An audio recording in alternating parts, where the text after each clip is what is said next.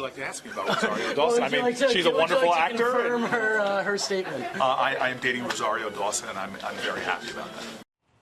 Aw, I love. 2020 Democratic presidential hopeful Cory Booker happily confirming his rumored romance with actress Rosario Dawson today. She also spoke about their relationship this week, describing her affection for the New Jersey senator this way. I am just grateful to be with someone that I respect and love and admire so much, who is so brilliant and kind and caring. And it is Ladies' Night on a Friday. Here are Lisa Booth, Rochelle Ritchie, and Susan Lee. Good to see you, ladies. So my question is, in 2019, when the last time we saw a single president was 1885, is it necessary for a guy to roll with the date? No, I don't think it's necessary, but I do think it could get a little awkward, Harris, because remember, Rosario Dawson has done stump speeches for Bernie Sanders. Ooh. She's been in the Bernie Sanders camp. I assume now she's Team Cory Booker, otherwise it could get really awkward. You assume? But this shouldn't be surprising for anything, for anyone. Hollywood and the left are already basically dating, so they might as well, you know, so they might as well actually be dating in real life.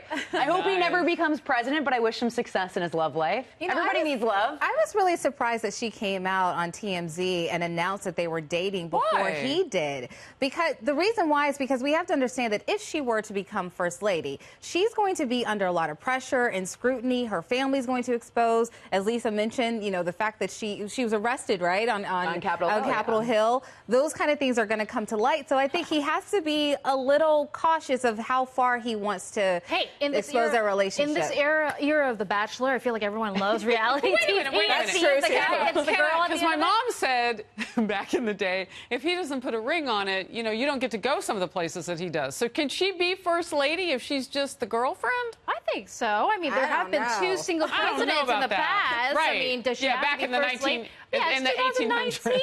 People don't have to get married. 1885. If they want to have kids. It'd be first girlfriend, though, not first lady, right? Girlfriend. Oh. Yeah, she'd be the first girlfriend.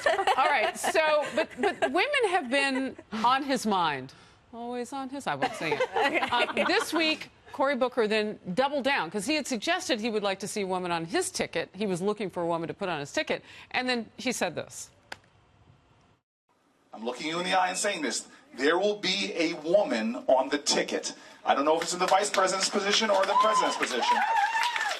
But if I have my way, there will be a woman on the ticket. I can do a little math. So if she is atop the ticket, where is he? Is he already thinking he can't get it through the primary season? Or, you know, maybe he's thinking VP. But I feel like this is just kind of, I don't like this stuff, right? Why? Like, it's just identity politics. I mean, Cory Booker's just trying to check off the boxes. Why not just have the person who is the best fit for the vice presidency alongside of you, who compliments you the most? I just think it's sort of desperate and pandering for it to be, oh, it has to be a woman, yada, yada, yada. Like, who cares? Just pick the best person. This is an area where Lisa and I actually agree on something. I also don't like the idea of pandering. I think that he should pick the VP if he were to get the nomination, obviously, from the DNC.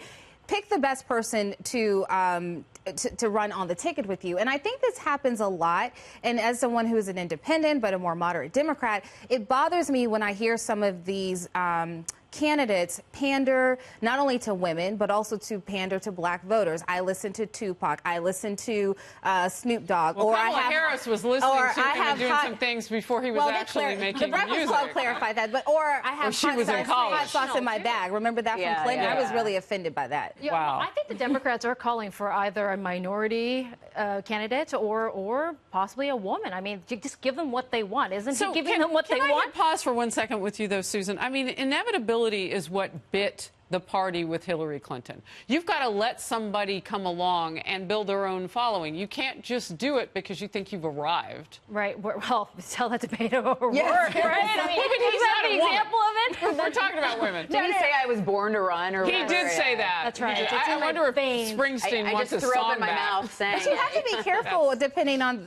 the VP that you pick, because look at what happened with McCain and Sarah Palin. He lost like more than, I think, what, 1 million or 2 million votes because people just did not like her. All right. We don't have a lot of time here. I just want to go around the table lightning round right now. This school scandal is amazing. Felicity Huffman and Lori Loughlin getting dumped by Hallmark this week. Her daughter says he faked his way through college. Your thoughts? It bothers me so much that her daughter, Olivia Jade, had deals with Sephora and Tresemme when she's literally done nothing in her life at age 19, talking about all she wanted to do was party in college, didn't want to study. She's literally accomplished nothing, and she has over 1 million followers on YouTube, Instagram, and leveraged those into deals. That bothers me. Well, there are dogs that have 1 million followers on YouTube, and they haven't done much but be cute. She says her dad faked his way through college. And so, what? 2 wrongs make a right. I think USC should just expel her, let her earn her way into a school, and her parents actually earned their way from